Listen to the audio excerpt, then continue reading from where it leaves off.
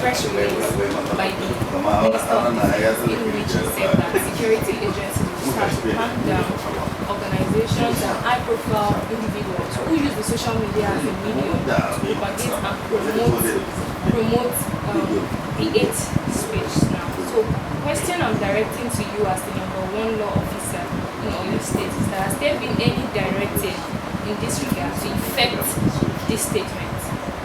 We don't need directives to combat this law, to deal with people who are going against the law.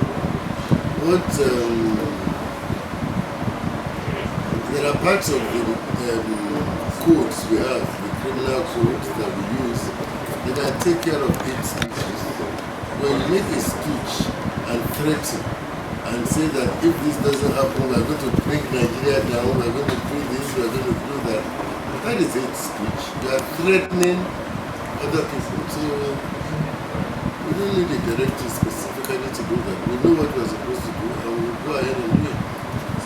For clarification, can we put it in real definition? What is hate speech? When is a speech regarded as a hate speech? A speech that will bring discomfort to the polity, that will put people into fear, that can mobilize people to go against the normal run of the country, the normal run of business. That is hate speech.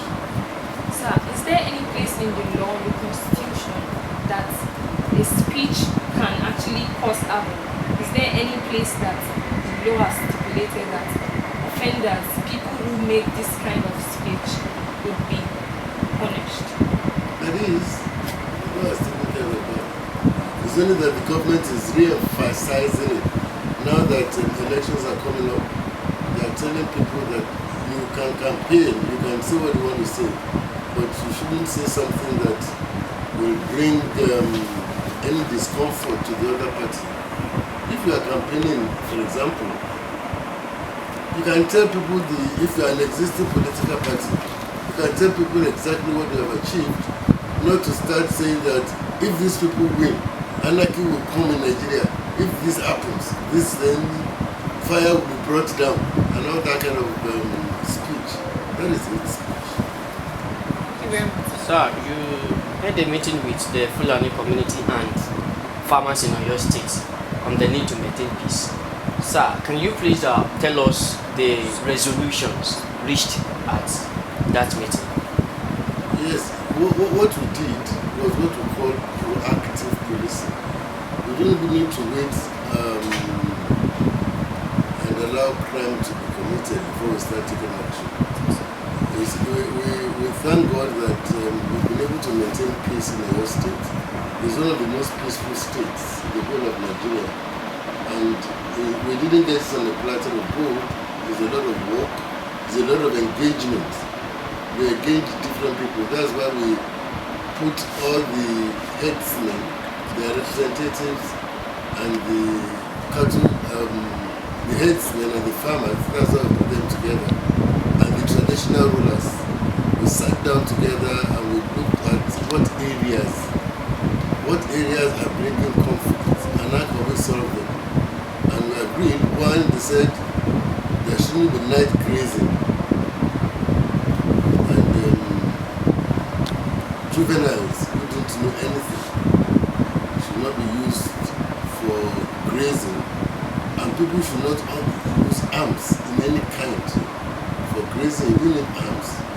You're not entitled to it. You're not entitled to carry firearms to protect yourself. That's why we are here, to protect you. And we have opened a series of lines of communication. The DPOs have been directed that they should also meet at the local level with herdsmen and farmers, and I'm sure we're going to achieve a lot of success. We are going to make sure that as much as possible in this state, there is no clash. Conformity with the resolutions reached at the meeting, and in a case where some of these resolutions have been flouted by the parties involved, what are those likely steps or punishments the police in Oyo State are to take to curtail such acts? We don't give punishment. What we do is we arrest, we investigate, and when you are liable to a crime, we charge you to court. It's the court that gives judgment and says this is the punishment you are going to receive. The police does not. We don't have the constitutional powers to do that. But we can arrest you and investigate you and charge you to court.